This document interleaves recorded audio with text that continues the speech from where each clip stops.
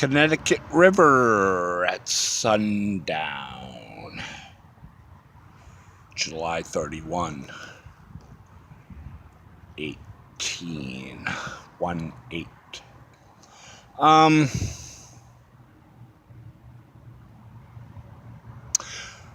I was at Middletown today, and I met a neighbor there, a local, and I just told him, it's like I've been to a lot of cities, and I've seen a lot of rivers, and man, it's like your river here rocks.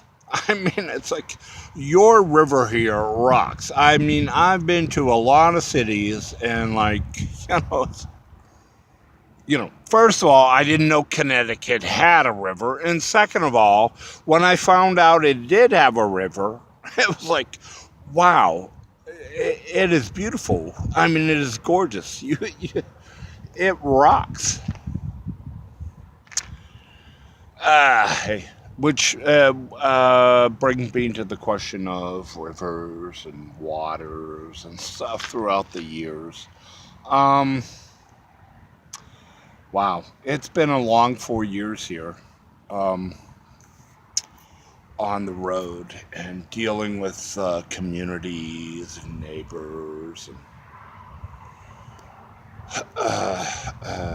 societies and stuff that water. It's, I can't help but think of, Bill Burr, the comedian. It's like, he has a phrase that he uses in his show sometimes. And it's like to express, like, wow, you won't believe how inhumane that is. It's like he would say, oh, it's brutal. It is brutal. And sadly, in the last 4 years throughout the country, water has been a right to only people in Chinatown and stuff. And, guys that like snooped around and wondered, what happened or what is happening to the water source, usually got a big old whiff of Chanel number 5 from some woman next to him in a public library, or some, a big old whiff of number, like Brute 44 from some guy sitting next to him. Public library. Water, as far as elements, man and the elements are concerned, it is the source of life. And wow, the way the cities have used it to abuse people, in the last 4 years here in the country have just been brutal. Let me start, after I was evicted in Phoenix, Arizona. And, it's like, I'm wandering the city trying to find reality. And, it doesn't take long in the summer in Phoenix to look for water. And it's like, everybody told me you're not going to find water in no parks here. You're going to find it on the train line. You're going to find it on the rail line here in Phoenix. And that's what I did. And it's like every rail line has a water fountain. Now, 2014, Phoenix, yeah, they have water, all you can drink. Just, get a jug. If your Evian water bottle is not enough, get a jug and fill it up with nice, warm, hot water in the midday heat of the desert in downtown Phoenix, and just drink it up until you vomit it, they wouldn't turn the refrigeration on. And these, water fountains, they had them. It's just a matter of like clicking, using the solar power or electric, I guess, to, refrigerate the water in these water fountains in downtown Phoenix in 14. But nope. Screw you, homeless man. Move in here. And so all the water in Phoenix that I had when I was there was like hot and warm, baked by the sun. Where else do I go? What other examples of like the cities using water as a form of like persecution for people on the street? Shall we talk about Nashville? Hey, you hillbilly singers. Let's talk about Nashville and how the Christian men's shelter there, the salvation for the homeless men there, used water. They also had hot water in Nashville, Tennessee. And the longer you took a shower in their facilities in Nashville, Tennessee, in whatever year, pick a 1 year that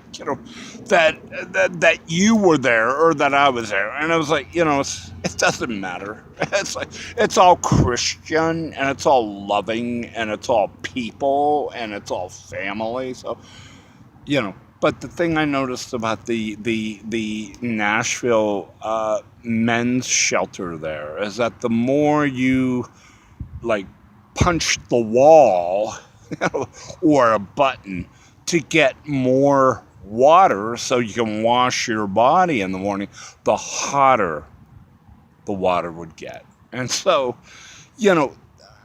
weren't too many guys there when I was there taking showers, because it was like, it would, after 1 or 2 minutes, the water would get so hot you couldn't be in it. I mean, literally, they had it like you had to like leave the shower because it got too hot. All right. Let's idle down to Austin, Texas. One final little thing here as we're running out of time here with water persecution throughout the country in the last 4 years. I don't know. I heard like LBJ's library was on the campus of Austin, Texas. It was Texas University had the Lyndon Baines Johnson Library. So I was curious to see it, and I was like, all right. And I was like, hey, it's LBJ. It's Austin. I'm in Texas. He's LBJ. I gotta see it. So I went, and I was like, the library is awesome. The time I had there was phenomenal. But the thing that struck me as a visitor, as like a transient, just moving through,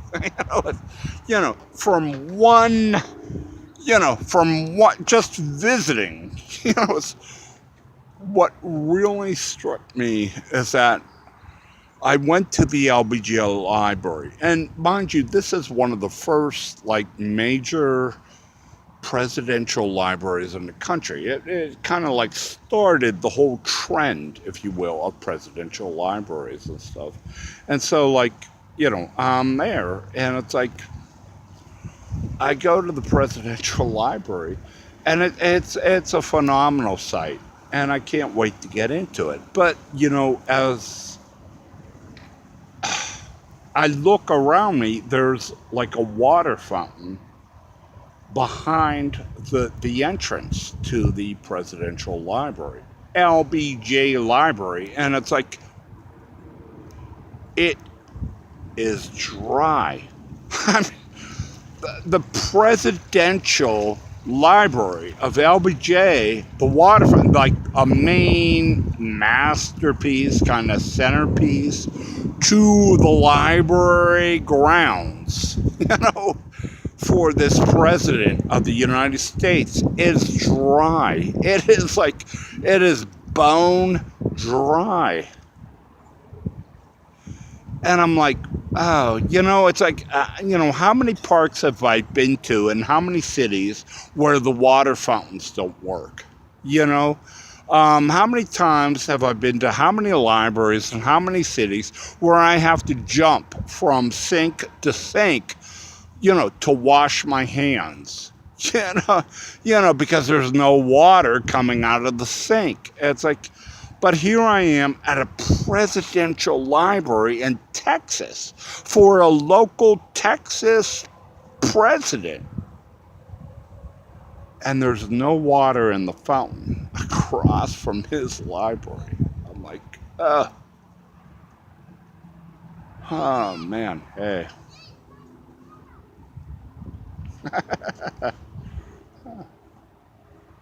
I miss the desert of Arizona. It's like, I miss the desert of Arizona.